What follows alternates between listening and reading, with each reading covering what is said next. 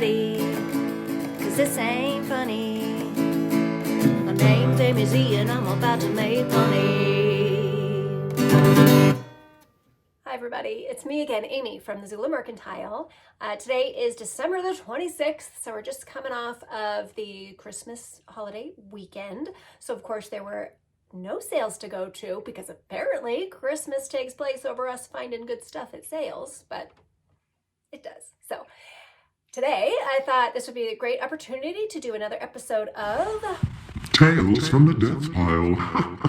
Flatware edition. That's right. We're going to talk about my money pile because that's why we have it. We have a pile so that when sourcing is scarce, we can pull from that pile and we can still get some things listed. As you heard in the intro there, we are going to talk about silverware today. You know, I love picking up silverware, flatware, tableware, whatever you want to call it. Forks, knives, and spoons. That stuff. Vintage is always great. Seems like there's always people out there that are looking to replace some missing pieces that have gotten thrown away, or, you know, things happen over the years. I went to, I think it was way back in October, I'm a little embarrassed to say, but I went to, it was a church that they were liquidating everything in the building because the building was like falling down around them, which the guy told me while we were standing inside the building. And it was like, okay, am I safe, first of all?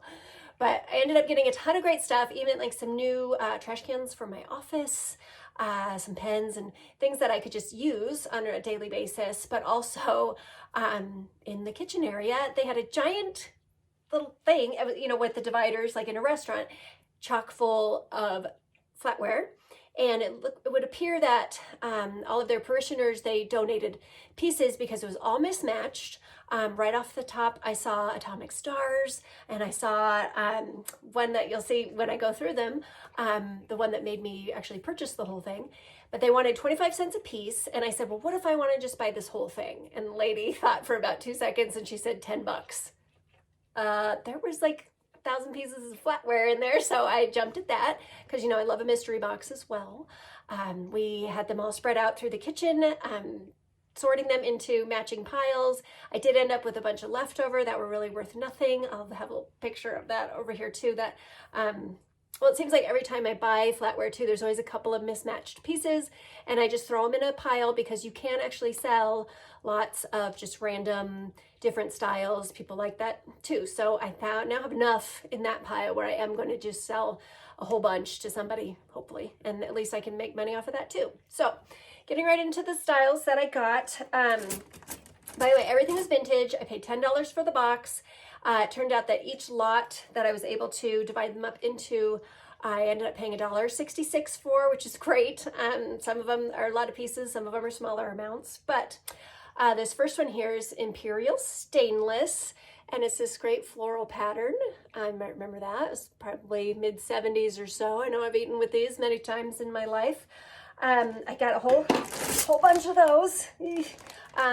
Let's see, it was 46 pieces in that pattern. It looks like most people are selling them per piece, and they're going for an average of like $6 a piece. So if you multiply that by 46, that'd be $275 for my pile.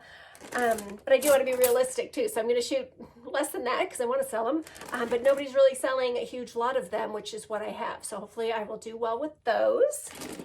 The next one here, I do love me some Oneida, and this is the Oneida. Can you see the stars on there?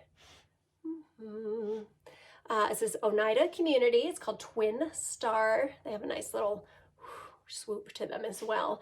I have 13 pieces of this one, and looks like those are going for $3 to $5 a piece. So I might shoot for $50 for my pile of Oneida Community Twin Star. Okay, the next one here is another star. This one is Stainless Imperial, and look, it's a single star on there.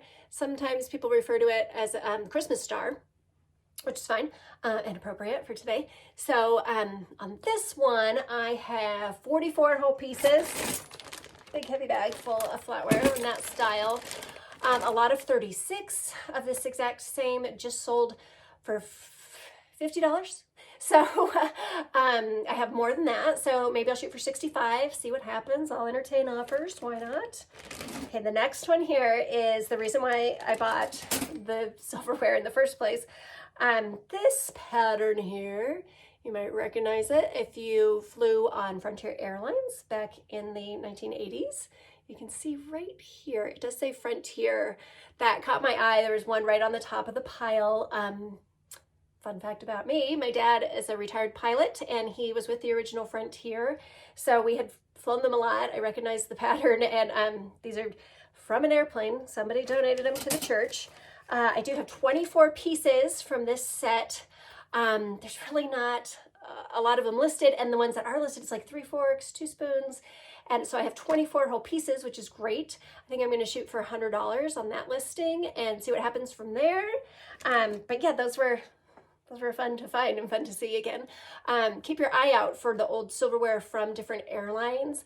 I did see in the comps, I think the Pan Am old flatware, that does go for a good amount. I can't remember how much, but old airline flatware, if you see it and you can get it for a good price, pick it up. Next up, this one here, some more stars. And when you see the stars like this in the mid-century fashion, it is hard to show them there. There's my fingerprint.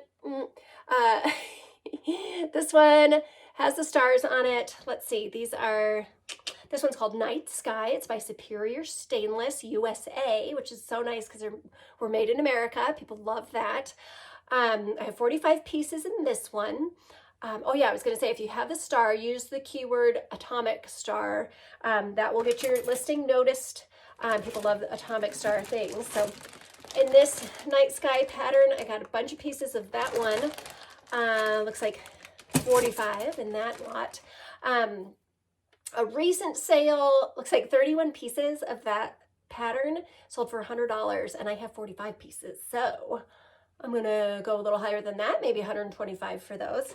And really, like, each of those are the ones that I got at the church sale, so I paid $1.66 for each one of those. So I'm gonna be just fine with my return on the flatware. If you're nervous about shipping it, because it is heavy, it just is. Well, I mean, you want it to be heavy because that means it's good quality. But that's a good way to use your flat rate USPS boxes. Most likely, the biggest you're going to need is a medium box, which is it's $14 and some change with your eBay discount. So I would use that box if you have to. But really, if you just have a small amount, you should be able to ship it not for much. So don't be afraid of flatware because of that reason. All right. Now, I got out of the church, and also in my my money pile of flatware, I have this one here. It's called, the brand is Nasco stainless, and this one is from Japan. I do find that vintage Japanese made flatware is usually pretty darn good. It is stainless steel, and this one even has the name of the pattern right on the back. I love it when they do that. This one's called Drama. Let's see, I paid $11 for my box of 22 pieces on this one, and it's not going to be the best one, but it's okay.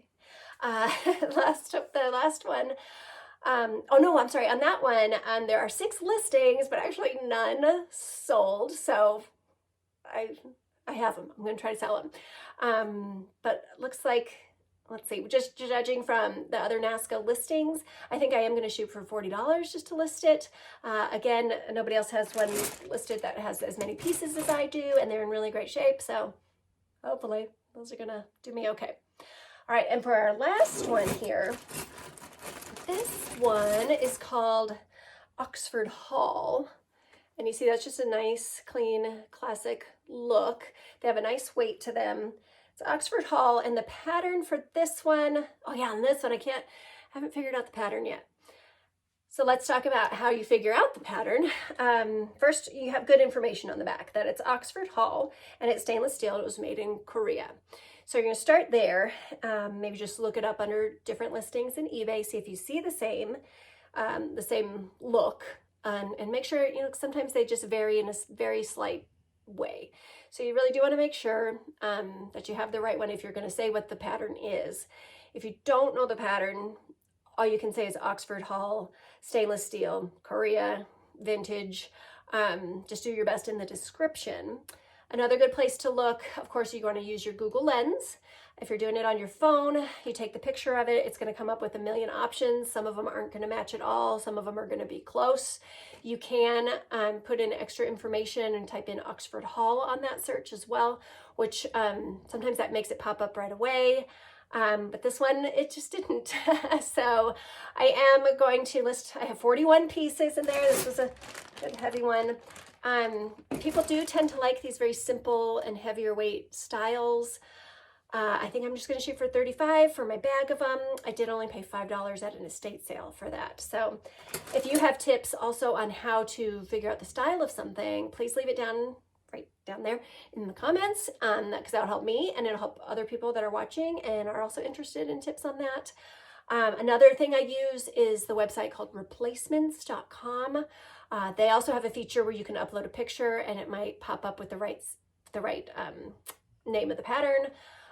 Or you can search by brand, and you get to specify whether they're like shiny or matte, whether they have cutouts, things like that, and that helps you narrow down in the search too. I haven't done that yet on this set, so I think I'm going to try that next just to see if I can find that darn style name.